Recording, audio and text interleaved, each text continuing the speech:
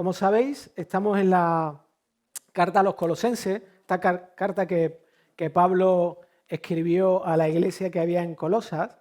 Y hoy vamos a mirar en detenimiento los versículos 6 y 7 del capítulo 2. Los van a poner ahí en la pantalla y mientras yo los leo podéis seguirlos conmigo, ¿vale? Y dice así: por tanto, de la manera que recibisteis a Cristo Jesús el Señor, así andad en Él, firmemente arraigados y edificados en Él y confirmados en vuestra fe, tal como fuisteis instruidos, rebosando de gratitud. Y quisiera, antes de adentrarme en el mensaje, quisiera que empezásemos pensando brevemente en una pregunta, ¿vale? La pregunta que esta mañana quiero lanzaros, como siempre me encanta hacer preguntas, es: ¿cómo estoy caminando con Jesús? ¿Cómo lo estoy haciendo? En realidad la pregunta tiene que ver con algo muy sencillo, ¿no? Es ¿cómo estoy viviendo como un discípulo de Jesús? Si tú te vas a Internet, si vas a Amazon y buscas libros acerca de cómo se vive la vida cristiana, vas a encontrar una gran cantidad de resultados. De hecho, la biblioteca, las librerías cristianas están llenas de libros que tratan de este asunto. Y la mayoría de estos libros lo que tratan de mostrar, tratan de enseñar, es una serie de pasos, de fórmulas, de cosas que tú puedes hacer y seguir, pero lo que ocurre es que cada uno te dice una cosa distinta y al final pasa un poco como cuando te vas a comprar algo. A mí eso me pasa muchas veces. Cuando voy a comprarme algo nuevo, voy, miro y hay tanta cantidad de información, tanta cantidad de cosas que al final no sé ni lo que quiero. Salgo confundido, o sea, no estoy seguro si lo que iba a comprar lo necesito o no lo necesito y es una verdadera confusión. Y muchas veces ocurre eso, ¿no? A veces hay una gran confusión en lo que significa caminar con Jesús. Así que antes de seguir, necesitamos estar todos en el mismo punto de partida. Entonces, necesito que todos estemos convencidos de lo siguiente: que estemos convencidos de que la vida cristiana está diseñada para ser vivida. Esto parece algo estúpido, parece algo que no tiene sentido, pero a lo que me refiero es que la vida cristiana no es una chapita que tú te pones. No es ni siquiera, la vida cristiana no es ni siquiera el haberte bautizado. La vida cristiana es algo mucho más grande que todo eso, ¿vale? Así que quiero que tengáis esta idea en la mente. La vida cristiana es algo que se vive, no es algo que se tiene, es algo que se vive. Es decir, y esto significa que la obra de Jesús en la cruz y todos los beneficios obtenidos por Él son para nosotros. Es decir, la vida cristiana se vive así, se vive aferrado y encontrando la satisfacción y la felicidad en Él. Y no tiene el propósito, la vida cristiana no tiene el propósito de convertirnos en cristianos felices y cómodos. Con esto no quiere decir que Jesús no transforme tu vida y te haga una persona satisfecha, sino que el sentido no es egocéntrico. O sea, la vida cristiana está centrada en Cristo. Y esto es el enfoque principal de lo que Pablo está comunicando en esta carta y que va a comunicar también a través de estos versículos.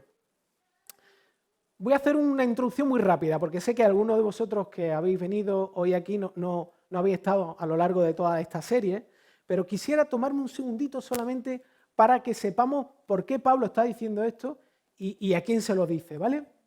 Ya lo hemos dicho en varias ocasiones, pero hay un problema en la iglesia de Colosas que Pablo está tratando de corregir y que se estaba dando, y estaba relacionado con que había un montón de gente que... Sí, Paco ya salió, no os preocupéis, ahora vendrá. Pero había un montón de gente, le estaba llamando Pablo para decirle alguna cosa, había un montón de gente que formaba parte de la iglesia, que tenía relación con otros creyentes, que estaba empezando a generar un tipo de doctrina, un tipo de evangelio diferente, distinto. Estaban tratando de mejorar, estaban diciendo: mira, está bien, esto del cristianismo es algo que es guay, pero mira, hay que añadirle una serie de cosas para que sea mejor, ¿sí? Y además lo que estaban haciendo era influyendo a otras personas, convenciéndolas para que terminaran creyendo eso. ¿Por qué para Pablo era esto tan peligroso? Porque cada vez que le añadimos a lo que Jesús ha hecho en la cruz algo, en realidad lo que estamos haciendo es diciendo o comunicando que Cristo no es suficiente. que Jesús no es suficiente, que Él no tiene la capacidad de abarcar todas las áreas y necesidades de nuestra vida. Y también estamos negando su identidad, estamos diciendo que Él es un mentiroso, que en Él no está contenido todo lo que nosotros necesitamos, que Él no es poderoso. Y si lo piensas por un instante, esa actitud es la misma que llevó a Adán y Eva a pecar en el Edén. Lo tenían todo, pero al final, ¿qué hicieron? Concluyeron que realmente Dios no era suficiente para ellos, que Dios no era quien decía ser. Ahora bien, hay algunos comentaristas que dicen acerca de estos dos versículos que son el resumen de la carta. Es como la bisagra de la carta, sobre la que se pliegan las dos partes, ¿no? Y además, estos versículos son la motivación que lleva a Pablo a escribir lo que escribe a esta iglesia. Y en realidad, Pablo lo que está enfatizando es lo siguiente a través de estos dos versículos. Tú no puedes, no debes y no tienes que mejorar lo que Jesús ya ha hecho. Solo necesitas recibirlo. Eso es lo que Pablo está tratando de comunicarle de una u otra forma a estos creyentes, a estos cristianos. Es lo que nos trata de comunicar a nosotros y enseñar. Es lo que Pablo, si te fijas en todas las cartas de Pablo y las lees, constantemente Pablo hace exactamente lo mismo. Es lo que enseña y lo que comunica, ¿sí? Además, esto que Pablo dice aquí nos enseña de una forma clara lo que significa caminar con Jesús. Es un resumen muy cortito del sentido o de cómo una persona creyente vive o cómo camina con Jesús. Y no se trata de una fórmula de 5 pasos, como decía o comentaba acerca de esos libros que hay, ¿no? Hay muchos libros que son cristianos, pero en realidad son libros de autoayuda, que utilizan la Biblia como un motivador, pero en realidad no utilizan el poder del Evangelio como el motivador de la vida de las personas, ¿no? Así que, como digo, Pablo no te da una fórmula de 5 pasos, sino lo que te da son principios que nos llevan y llevan a los colosenses una y otra vez a encontrar el fundamento de lo que creemos, la verdad de lo que creemos, ¿no? Hay alguien que escribió, no me acuerdo ahora qué persona escribió esto, ¿no? Pero me parece, es una frase súper acertada y muy, muy ajustada con lo que Pablo hace aquí.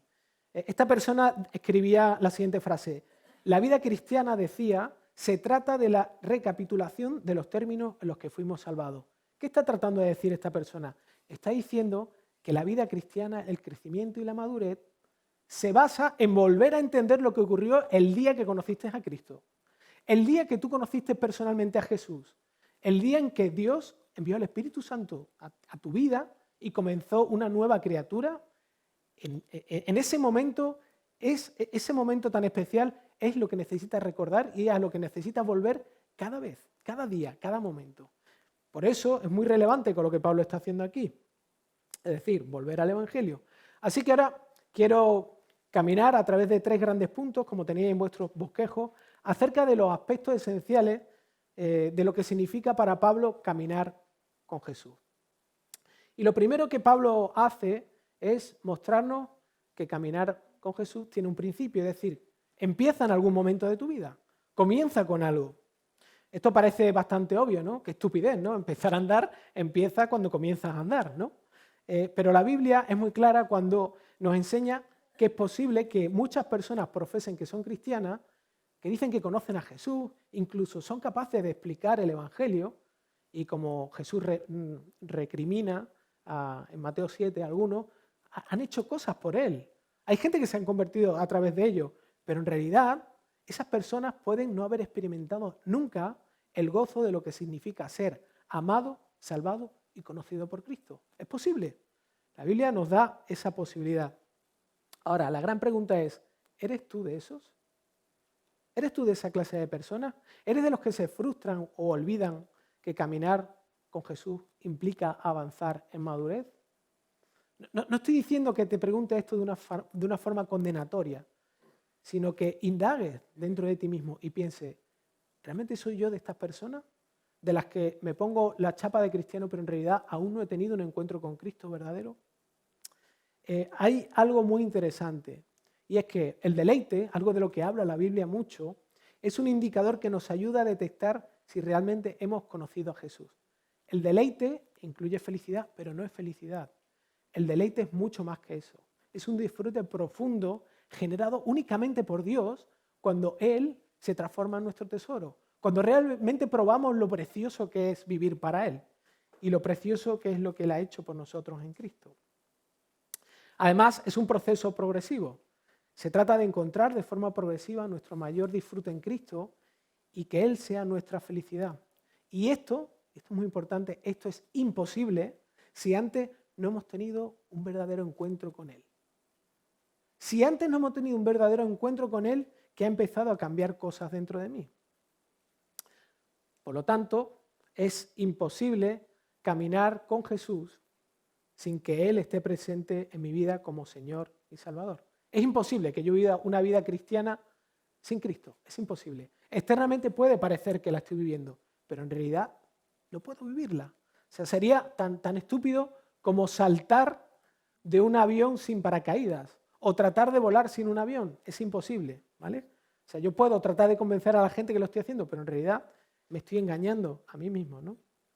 Es imposible que podamos caminar con Jesús si no descansamos plenamente en la suficiencia de lo que Él hizo en la cruz. Es imposible. Ahora, Pablo en el versículo 6 llama a este comienzo recibir a Jesús, es lo que dice, ¿no?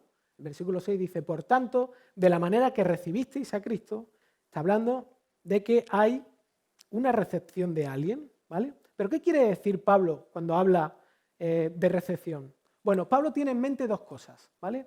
Muchas veces los autores en la Biblia, cuando utilizan un concepto, ese concepto tiene varios significados. En este caso, cuando Pablo está hablando acerca de aceptar a Jesús, se está refiriéndose a dos aspectos. El primero es que recibir a Jesús es aceptar que lo que Él dice es verdad. Aceptar que lo que Él ha dicho es verdad. El mensaje del Evangelio es verdad, ¿sí? Este término recibido indica la autoridad de un mensaje que es entregado. Así que Pablo está refiriéndose, por un lado, aquí al conjunto de verdades comprensibles que los colosenses recibieron. Los colosenses le predicaron el Evangelio, escucharon la verdad, escucharon esa verdad de la mano de Epafras, y Epafras la escuchó de Pablo, y esa misma verdad es la que ellos aceptaron como verdadera, ¿sí? Además, también mediante esta expresión que Pablo usa, le recuerdan que los que entendieron y aceptaron al comienzo de su camino como creyentes era la verdad plena y suficiente. Está recordando que lo que ellos recibieron no solamente dijeron, esto está genial, sino que lo abrazaron. Dijeron, esta es la verdad, suficiente y plena, ¿vale? Y que no hacía falta nada más. Eso fue lo que los cambió, eso fue lo que los transformó. Así que es innegable que el cristianismo tiene un aspecto relacionado con la vivencia, es decir, los cristianos no somos de cartón. O sea, no es que miramos una cosa, o sea, entendemos el Evangelio y decimos, esto es verdad. Obviamente nuestras emociones están incluidas en todo esto, ¿no? Pero claramente lo que está diciendo Pablo es que esta realidad está sostenida por declaraciones que se pueden leer, analizar y comprender. O sea, el cristianismo no es solamente una experiencia, es una experiencia que se sostiene en una verdad. Y esa verdad se puede interrogar. La gente puede interrogarnos acerca de lo que creemos y nosotros podemos dar razón de lo que creemos, ¿vale? No está flotando en el aire, sino está sujeto a una verdad. Por eso, la fe cristiana nunca es algo sin fundamentos. Nunca es una fe sin fundamentos. Por supuesto que tiene fundamentos. Es una fe fundamentada en declaraciones verdaderas. ¿Y dónde están esos fundamentos? Esos fundamentos están en la Biblia, están en la palabra de Dios, están en el libro de Dios y no en nuestra experiencia o lo que pensamos o lo que nos parece. ¿Por qué? Porque si tenemos una correcta comprensión del Evangelio, lo que va a ocurrir es que no vamos a poder vivir los beneficios del mismo.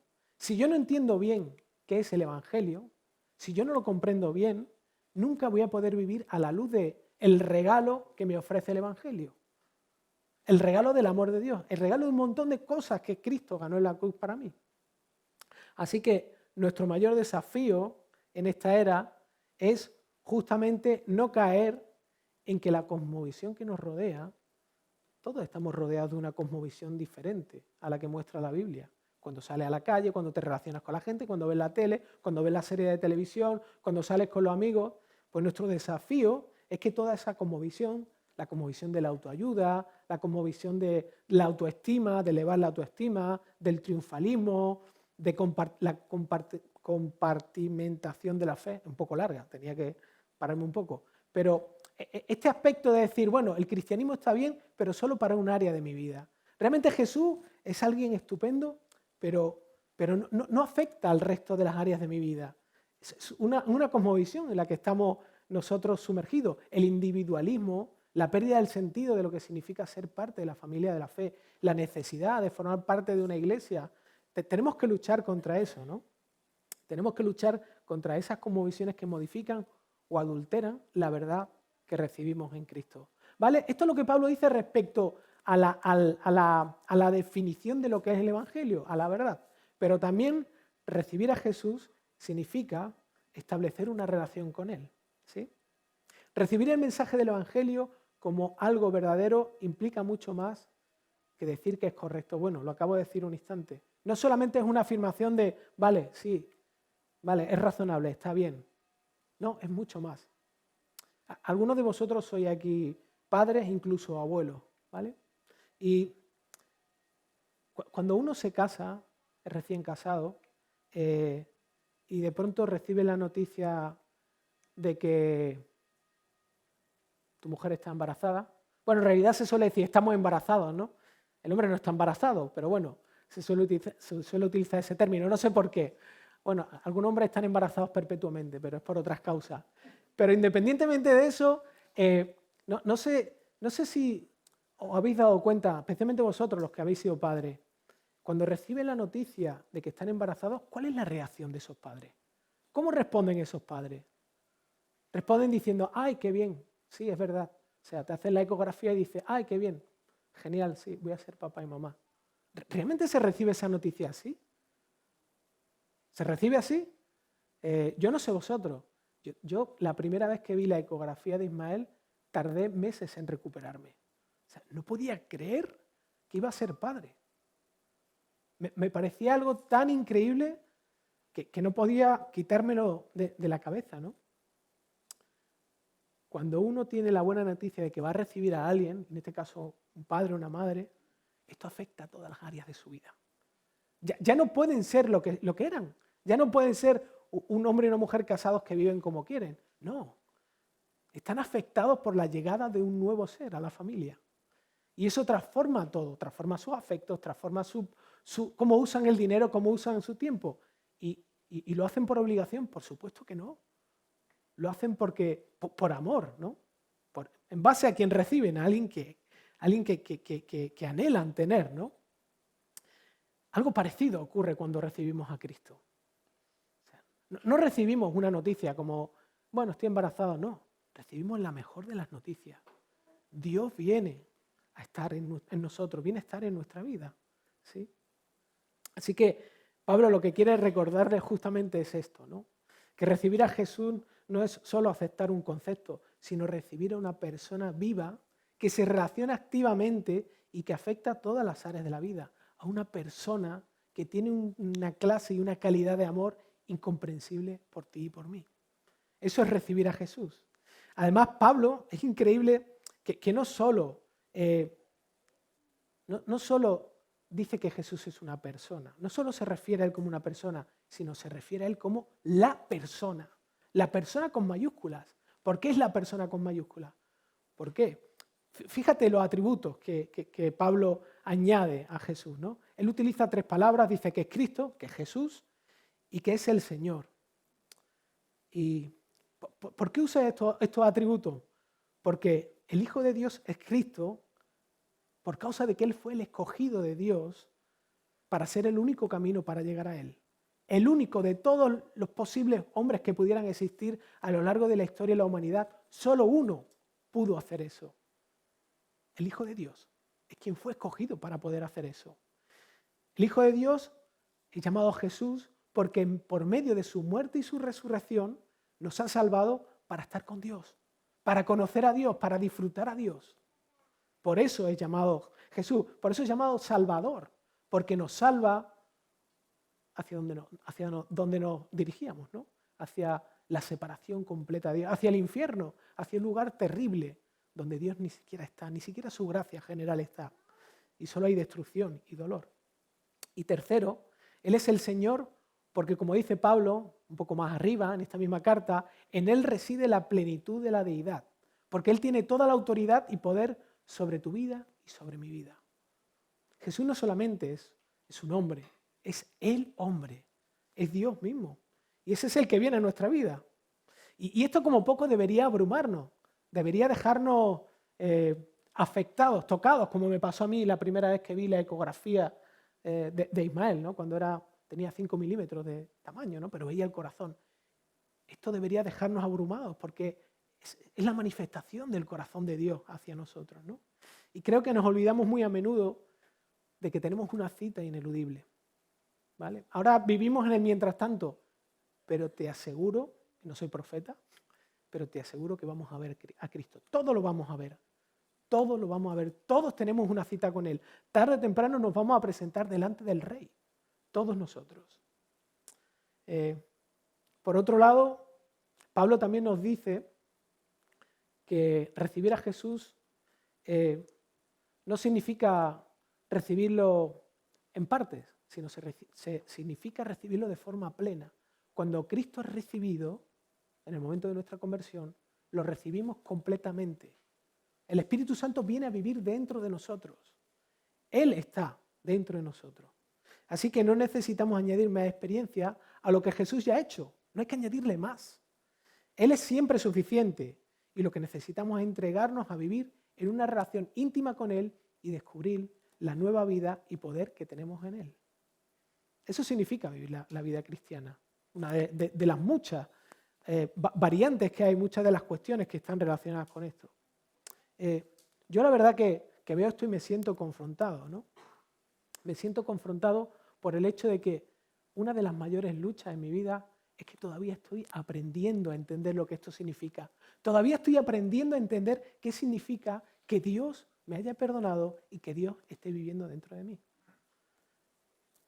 Y esto me confronta, pero no me confronta para sentirme mal y para culparme y para pegarme, sino me confronta para correr a Él, para ir, para acudir a Él y abrazar con gratitud lo que Él ha hecho, que yo no merezco. Lo segundo que Pablo nos enseña acerca de caminar con Jesús es que debe seguir un patrón. Debe seguir un patrón. Caminar con Jesús sigue una serie de cuestiones, en cierto sentido, ordenadas o organizadas. No sé si te diste cuenta lo que Pablo dice en el versículo 6. Él utiliza la expresión tal y como, ¿no? Él dice, por tanto, de la manera que recibiste a Cristo Jesús, el Señor, así andad en Él, ¿no? De tal manera, tal y como, ¿vale? Pablo está relacionando dos etapas de la vida cristiana, ¿sí? Está hablando de su inicio, de lo que hemos hablado hace un momentito, de la conversión, cuando uno conoce a Cristo, y luego del desarrollo, es decir, lo que los teólogos llaman santificación, que es el proceso en el que uno va caminando como creyente, que es lo que dice Pablo, caminar con Jesús, ¿no? Andar en Cristo. Así que para Pablo, la vida cristiana, fijaos qué interesante, la vida cristiana se vive de la misma forma que se comienza. Es lo que está diciendo Pablo en este versículo. Vivir como cristiano, caminar como Jesús, o con Jesús en este caso, se vive de la misma forma en cómo lo comenzaste. ¿Qué significa esto? Bueno, esto implica que para caminar con Jesús necesitamos volver a traer el Evangelio en nuestras vidas cada día y cada momento. Si la verdad de Jesús, la verdad del amor de Dios es lo que nos transformó, es también lo que nos cambia. No nos cambiamos nosotros, nos cambia recordar lo que Él ha hecho con nosotros, que nuestro corazón se enternezca y se quiebre por esa realidad. Eso es lo que necesitamos. ¿Pensáis que somos los únicos que necesitamos eso? Mira, te voy a enseñar lo que ocurría en el Antiguo Testamento. ¿Sabes cuál es una de las tareas principales de los profetas? ¿Qué hacían los profetas? Hablaban de parte de Dios, ¿vale? Hablaban la palabra de Dios. En esa época no había Biblia, ellos eran los voceros de Dios. ¿Y qué decían? Muchas cosas. Pero ¿cuál era la mayoría de las cosas? O sea, ¿cuál era el enfoque de lo que ellos hacían o decían? Lo que hacían era recordarles al pueblo de Israel lo que Dios ya había hecho por ellos. Sí, mandaban juicio, etcétera, etcétera, pero el objetivo y la finalidad de todo lo que hacían ellos era recordarles quién era Dios y lo que había hecho con ellos, que lo había salvado, que lo había amado, que lo había cuidado, ¿sí? recordarles el carácter misericordioso de Dios hacia ellos y recordarles a ellos a quién le pertenecían, ¿no? Ese era el trabajo de los profetas. Ese es el trabajo que nosotros necesitamos constantemente en nuestra vida. La vida cristiana, yo sé que puede parecer muy obvio, pero es la repetición de lo conocido. Es la repetición de lo conocido. Somos tan duros que necesitamos repetir lo que ya conocemos hasta que eso realmente nos apropiemos de esas verdades, ¿no? Ahora, cuando me refiero a recordar, no estoy pensando en un proceso meramente superficial. No es como el que se acuerda de un número de teléfono y dice, ¡ay, ya me acuerdo del teléfono! No. O sea, me estoy refiriendo a algo mucho más profundo. Me estoy refiriendo a meditar detenidamente lo que dice el Evangelio de mí y lo que dice Dios. Yo necesito saber qué dice la Biblia acerca de mí. ¿Cuál es mi mayor problema? ¿Cuál es mi mayor necesidad? Y necesito recordar qué es lo que Dios ha hecho para mí y por mí. ¿Cómo Dios lo ha hecho? ¿Qué trata de comunicar Dios a través de cada cosa que hace en mi vida? ¿Cuáles son sus promesas para mí? ¿Cuál es el objetivo de Dios para mi vida? Y lo más desafiante, meditar y pensar en esto en medio de una discusión, en medio de mi ira, en medio de mi sufrimiento, mi sentimiento de soledad, de mi orgullo, de mis adicciones, en medio de los momentos más feos de mi vida. Necesito recordar qué ha dicho Dios de mí. Dios ha dicho que ya sabía que yo iba a hacer eso. ¿Y qué ha hecho por mí? Dios ha hecho algo increíble. Perdonarme en Cristo. Ahora bien, ¿qué evidencia muestra Pablo de alguien que está realmente caminando con Jesús? ¿Cuáles son las evidencias de una persona que está caminando con Él? Y Pablo lo que hace aquí es establecer tres aspectos, tres fundamentos, digamos que tres patas, ¿no?, de la vida cristiana. La primera de ellas está enfocada en mirar los cimientos. O sea, ¿dónde se apoya la vida de una persona que es creyente? ¿Dónde se apoya, no? En el versículo 7, Pablo utiliza dos verbos para indicar cuál es el punto de apoyo de la persona que camina con Jesús, ¿no? Estos dos verbos son arraigados y edificados, ¿no? Él dice en el versículo 7, firmemente arraigados y edificados en Él. La primera, arraigado, es una ilustración, una metáfora agrícola que tiene que ver con las raíces, y la segunda, una metáfora de la construcción, está hablando de un edificio, ¿no? Si una planta no tiene raíces fuertes, es imposible que viva, es imposible. No tiene capacidad para poder seguir. No se puede nutrir, no se puede alimentar. Tarde o temprano acaba muriendo. Y si un edificio no tiene un buen cimiento, lo que va a pasar es exactamente lo mismo. Se va a caer, va a acabar cayéndose y destruyéndose. Así que Pablo utiliza ambos ejemplos para conectarlos con algo que es esencial y que todo creyente debe recordar una y otra vez. Necesitamos recordar una y otra vez que todo lo que intentemos construir en nuestra vida, que no esté sostenido por esta verdad que abrazaron los colosenses, que creyeron, que Jesús comunicaba, el Evangelio, si todo lo que hacemos en nuestra vida no está sostenido por esto, se va a acabar cayendo. Se va a acabar cayendo.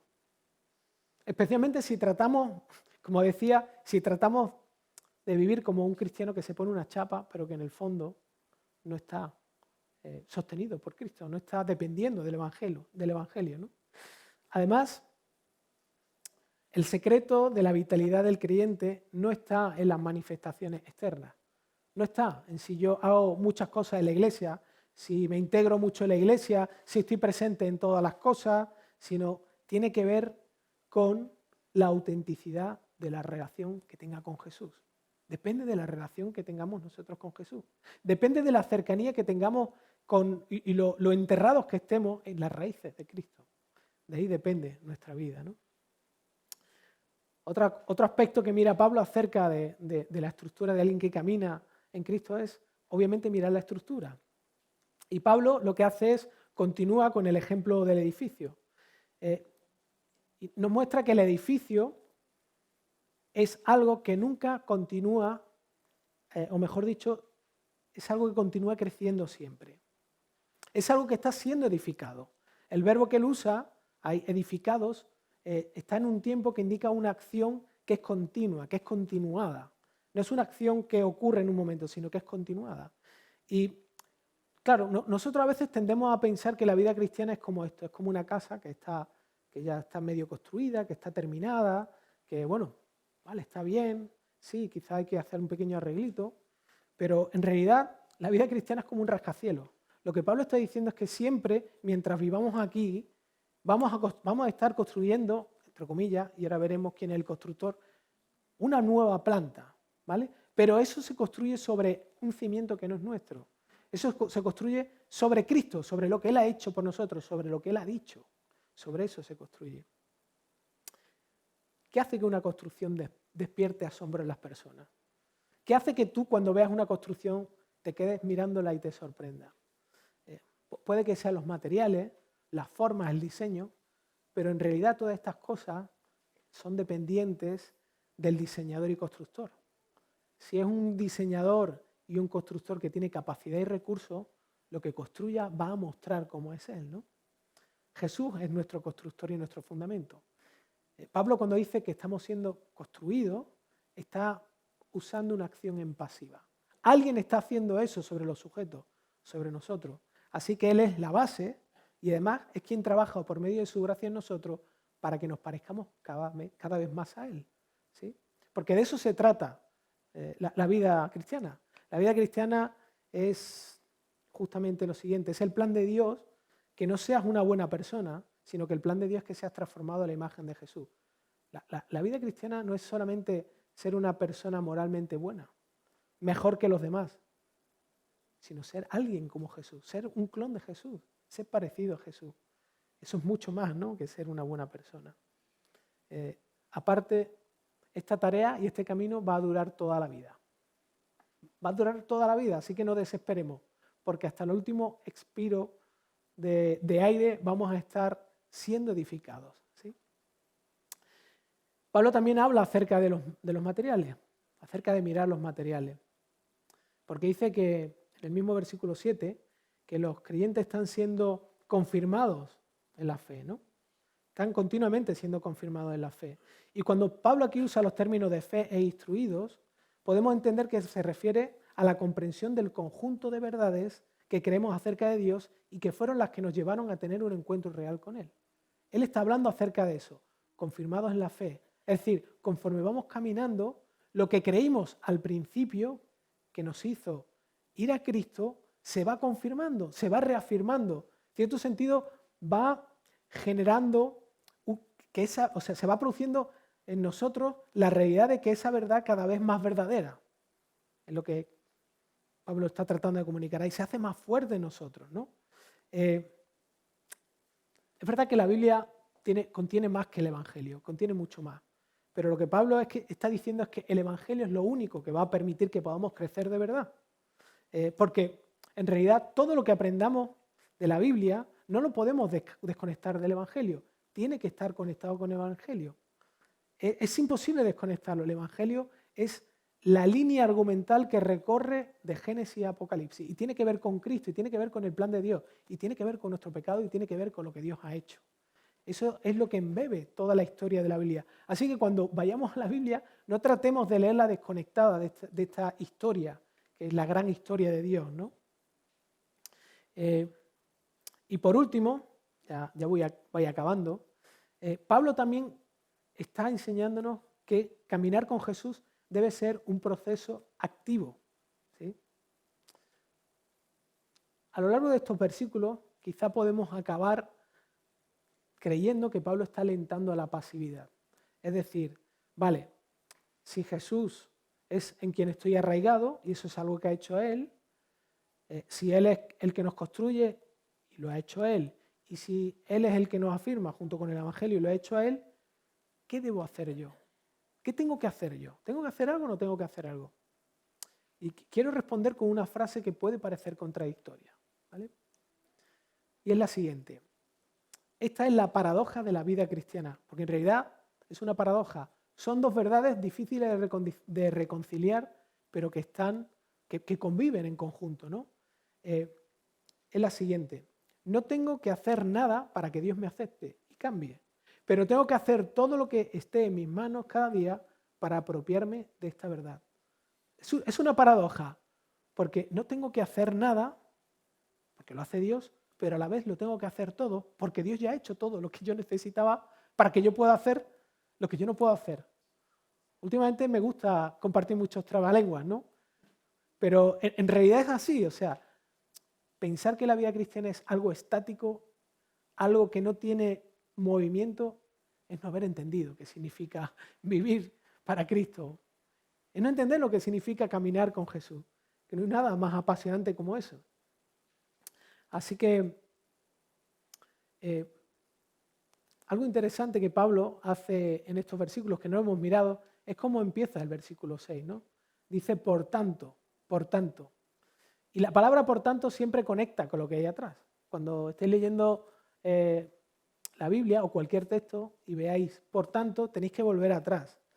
Porque Pablo está conectando lo que está diciendo aquí acerca de caminar con Cristo con algo que dijo anteriormente. Y lo que dijo es que él estaba sumamente feliz al ver la estabilidad de la fe de los colosenses. Eso está en el versículo 5, justamente. Pablo había visto a los colosenses,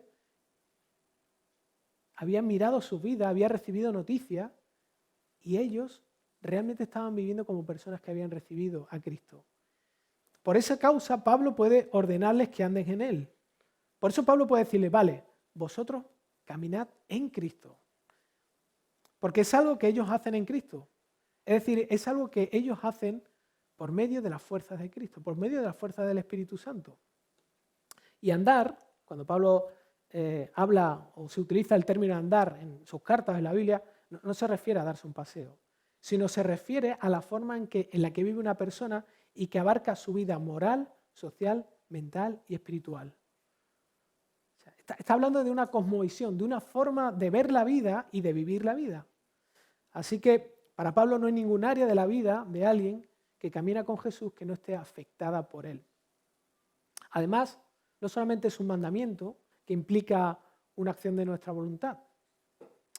Es decir, es nuestra responsabilidad la de involucrarnos de forma activa en todas aquellas cosas que nos ayudan a crecer en nuestra relación con Jesús. Mira, las relaciones no crecen solas. Quizá las plantas, la mala hierba en el campo sí crece, parece que crece sola, ¿no? Pero las relaciones no crecen solas. O sea, un matrimonio no crece de la nada. Es una relación que lleva muchos años, muchos conflictos, mucho perdón, mucha gracia, mucha necesidad de Dios. Pero eso se cultiva y cuesta esfuerzo. Bueno, ser cristiano es algo gratuito, pero que también necesitamos cultivar. Es nuestra responsabilidad. ¿Sí? No es normal que un niño siga siendo niño hasta los 80 años. Eso no es normal. Algo falla ahí. Algo está fallando. De la misma forma, no es normal que alguien que es creyente no esté creciendo en humildad, no esté creciendo en confianza, no esté creciendo en gozo, en entusiasmo, no esté creciendo en disfrute por Jesús. Y no esté creciendo en un deseo, en cumplir la misión de Dios hacia otras personas. No es normal. O sea, la vida cristiana es algo vivo, no es algo estático. Así que creo que Pablo, una de las cosas que está tratando de comunicarles también a los colosenses es la siguiente. Y voy a utilizar una ilustración para que lo entendáis. No sé si alguno de vosotros conocéis o sabéis, seguramente si habéis estudiado física, sabéis lo que es un fluido no newtoniano. Hoy me cuesta leer las palabras. Bueno, seguramente los más jovencitos sí que lo saben, porque hay muchos vídeos en YouTube. Pero en realidad es un fluido que tiene unas características muy interesantes.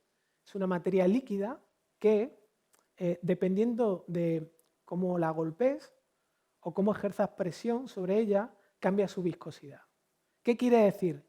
Si tú caminas a cierto ritmo sobre esta materia, no te hundes. Si te quedas de pie, durante mucho tiempo te hundes. Y no solamente te hundes, sino que es muy difícil salir de ahí. Cuesta mucho trabajo salir de ahí. ¿Qué quiero decir con esta ilustración? Lo que quiero decir es que vivir como como cristiano, caminar con Jesús implica que yo tome ciertas decisiones. O sea, mi relación con Cristo no va a crecer, mi disfrute de Él no va a crecer si la mayor parte del tiempo de mi vida la dedico a otras cosas. Si la dedico a ver televisión, si la dedico a ver series, si la dedico a llenar de ocio mi vida. No estoy diciendo que eso esté mal, no estoy diciendo que esté mal, no estoy diciendo que esté mal, no me malinterpretéis, no estoy siendo legalista, simplemente estoy diciendo que si yo no tomo decisiones drásticas para realmente encontrarme con Cristo cada día, realmente conocerlo, realmente apasionarme por Él, lo que va a ocurrir es eso. Voy a detenerme encima de este fluido y al final voy a acabar estancado. Eso es lo que Dios no quiere para nosotros. O sea, Dios no está interesado en que tú hagas cosas. Dios está interesado en que lo conozcas. Dios está interesado en que tú veas su corazón. Y que realmente puedas entender el tipo de amor que Él tiene por ti. Y que seas liberado de todas aquellas cosas que son una piedra de tropiezo. Y que son la fuente de los conflictos en tu vida. No te estoy diciendo que vaya a quitar los conflictos y que vaya a desaparecer las dificultades, porque es mentira, estaría mintiéndote. Simplemente te estoy diciendo que Dios quiere que tú vivas de una forma totalmente distinta. No en una forma triunfalista, sino realmente una forma donde tú puedes amar de verdad. Donde realmente puedes tener compasión por las personas. Donde realmente puedes ceder, como Cristo hizo por otras personas. Donde realmente puedes vivir una vida plena y libre de los miedos y de esclavitudes y de adicciones. Eso es lo que Dios quiere. Y por eso Él nos invita a caminar con Jesús. Y por eso Pablo les recuerda esto a los colosenses. Y por eso nos lo recuerda esta mañana a nosotros, ¿no? Así que lo quiero dejar aquí. Lo voy a dejar aquí. Simplemente mi desafío para ti es que vuelvas a recordar, que traigas a tu memoria el día y el momento en el que conociste a Jesús y revolucionó tu vida. Y si realmente ese momento no lo has tenido, si realmente no eres capaz de reconocer eso, que corras a Dios, porque Él está tremendamente interesado, más que tú, en que puedas conocer a su Hijo y que puedas caminar con Él. Vamos a orar. Señor, es abrumador pensar en cómo tú estás tan interesado en que podamos conocerte. Me sorprende, me confronta y me abruma el nivel de insistencia, el nivel de paciencia, el nivel de interés que tú tienes, no de que busquemos una obediencia, no de que nos sintamos aplastados por tu justicia, sino que el interés que tú tienes de mostrarnos cómo es tu corazón, Señor. ¿Cómo eres realmente? Tú vienes a llenar nuestras necesidades, no simplemente las superficiales, sino las profundas. Señor, tenemos un hueco en nuestro corazón, como decía Blaise Pascal. Hay un hueco en nuestro corazón que solamente puede ser llenado por ti. Y cuando tú lo completas y cuando tú lo llenas, nosotros empezamos a dejar de ser personas frustradas con la vida. Comenzamos a ver que cada cosa que tú has puesto en nuestra vida viene de tu mano y es para nuestro bien. Comenzamos a ser capaces, como he dicho hace un instante, de vivir como Cristo. Cristo, el hombre que más sufrió en la tierra, que más injusticia recibió, pero que más feliz fue, que más pleno vivió. El Señor nos ha llamado a caminar esos pasos, no solo, sino, como dice Pablo, caminar en Él, caminar en sus brazos y recapitular nuevamente que fuiste tú el que tomaste la iniciativa. Fuiste tú, Señor, gracias. Gracias por no dejar esto en nuestras manos. Gracias por sostenerse todo en tu poder y en tus promesas y en todo lo que tú has construido para nosotros. Así que ayúdanos a que nuestra voluntad se doblegue llenos de gratitud, como Pablo termina estos versículos, con una gratitud plena por causa de lo que tú has hecho y que nuestro disfrute sea caminar contigo todos los días.